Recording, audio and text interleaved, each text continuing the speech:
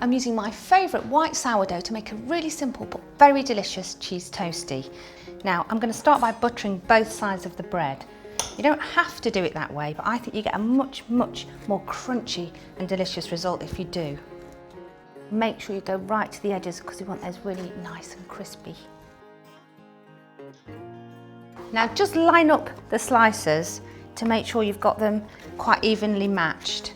Now for the cheese, I've got a favourite combination here of Gruyère, which makes it really nice and melty. The best cheese in the world, which is mature cheddar, which is going to give it a great flavour. I've coarsely grated them and I'm just going to toss them together and then pile onto one half of the bread. I'm going to be quite generous with mine. Just make sure you've got quite nice even spread, and I'm going to add a little bit of chilli. I've got a fresh chilli here. If you wanted to, you could use dry chilli flakes, or I really like a little bit of chutney or maybe just some relish, whatever you've got in the fridge, and sprinkle those over. At this stage you need to make sure your pan is warming nicely. I'm using a griddle pan, but any solid pan will do.